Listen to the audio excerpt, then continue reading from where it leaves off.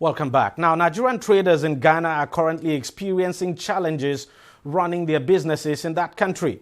Recently, viral videos emerged on social media of Nigerian traders complaining of unfair treatment and forceful closure of their shops over failure to meet some alleged outrageous requirements under the Ghana Investment Promotion Council regulations. It includes a payment of $1 million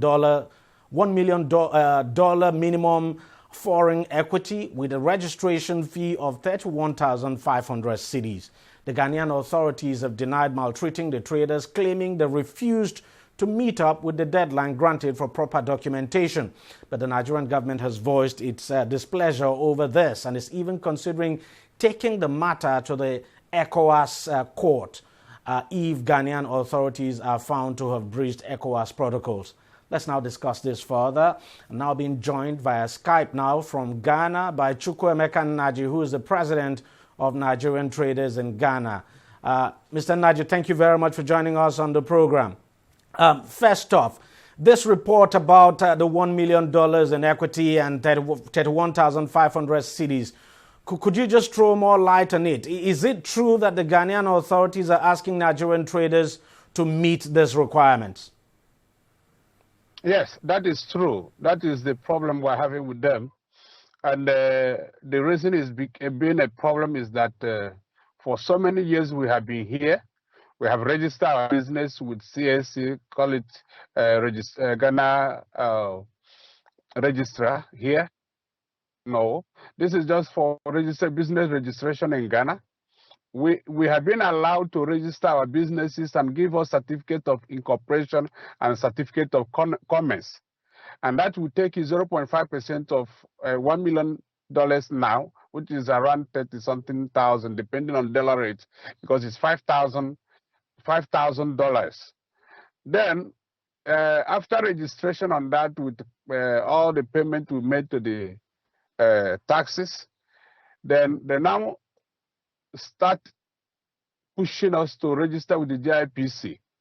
This GIPC, severally the ministers will say that, of course, that conflict with ECOWAS law, and they have said that ECOWAS are not targeted or will not be affected with that GIPC. But all of a sudden, they started asking for that, and that you have to provide $1 million cash or equity, and that must be physical because you have to have the evidence in bank or in the goods in warehouse. And then you have to register with the GIPC with the same $5,000, making it a total of $10,000 in all before processing fee. This money must pay in the account of the government, $10,000. And GIPC, by the way, is the Ghana Investment Promotion Council. Now, let me ask you, is it just Nigerian businesses that are being asked to meet this requirement? No, it's a foreign policy, foreign trade policy they have. So they say every foreigner should do that.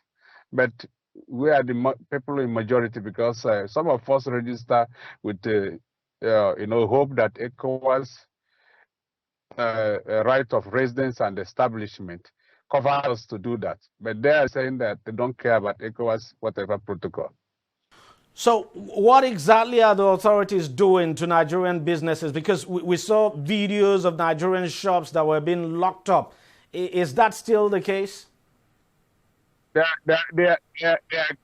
are closing it. They are just behaving as the era of when the military, just forcefully. You have no human face. You have no human regard. You can see police even slapping people, even pushing people, dragging people. Anyhow, like as if there's a war going on, as if they are looking for criminals. But this is a business owners. These men that pay their taxes and have evidence of that pasted in their business premises. But still, they don't really care.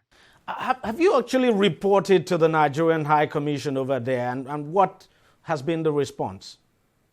Yes, we have done. High Commissioner is doing whatever is in their own capacity. They have written letters. They have called institutions. They are doing everything. In fact, as we speak now, is not.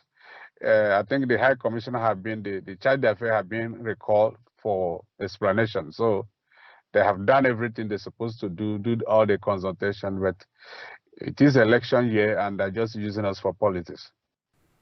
So you think this is all about politics? Yes, of course. Because there's the free Africa trade that just hand over on Monday. So, and the policies, just because they promised they're going to close our shops, then now 4 months to the time, they're now closing it. So I think it's politics, and that is not good for West Africa. Now, how many Nigerian businesses, in your estimation, can meet this requirement? As it stands now, anybody who can meet it, I'm sure would prefer to be in Nigeria. Because if you're having 400 million naira, where are you taking it to? You should be at home. I'm not sure anybody is interested to meet it. So what is your union now doing in terms of engaging with the Ghanaian government over this issue? Yes, they say we should bring our documents so that they can look at whichever one we have made, meet up with. So whether it's truth or anything, we have sent the documentations. Let them check. If anything they say, we now hear it. But the major thing that caused this lockup of the shops are GIPC registration. And of course, the shops that have been locked up still remain locked up, right? That's correct. That's correct. Those shops have been locked up since Thursday last week, and they're still locked up. And don't forget, those shops were locked for 8 months. They just opened it last July. Those areas were locked for 8 good months by the local traders. And every effort we made, the government just backed them, and that shop was locked for 8 good months. And we just opened it like.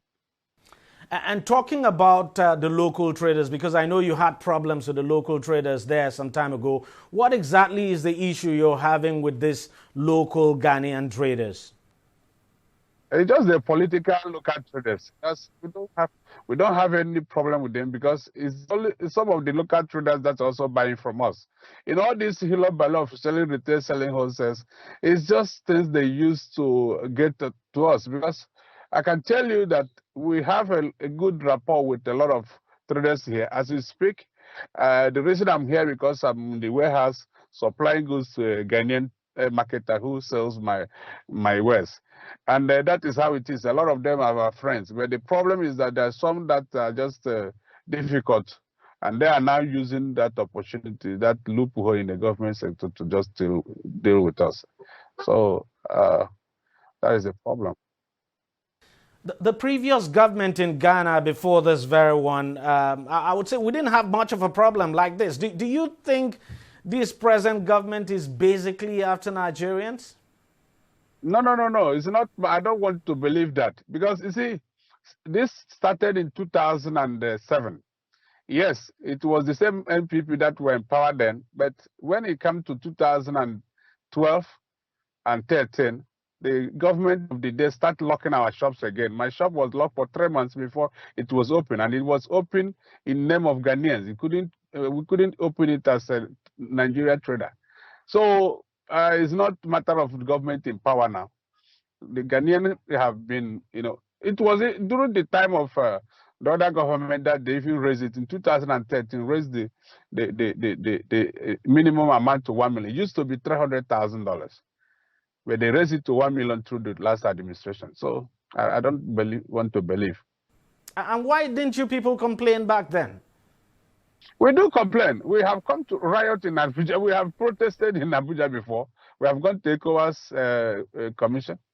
And what happened is that, just like I told you, when there's election, it will get a point. I can send you, a speech from the foreign ministers that have said, oh, ECOWAS nationals will not be affected. Even ECOWAS have sent delegation here. We have met with them here, and they made it clear that ECOWAS nationals will not be, citizens will not be affected by the whole thing. But when you keep on going back and forth. So that is the problem we're having. And they only will not tell they did not meet the requirement. Which requirement? $400 million, 400 million naira. If I have it, what I am doing in Ghana? So that is the problem. The government shouldn't keep quiet, and the people should start talking about it. If the ECOWAS thing, because if ECOWAS did not do anything, I think I should be campaigning that Nigeria should pull out of ECOWAS. It doesn't make sense staying there, because there's too much abuse of laws and rules here. Mr. Chukwuemeka Naji, the President of Nigerian Traders in Ghana, thank you very much for joining us on the program, and thank you very much for your time. All right, we'll take a short break now, and when we come back, we'll be going to Kaduna State, where we'll be looking at the state of one hospital we told you about sometime last year. Stay with us. Don't go away.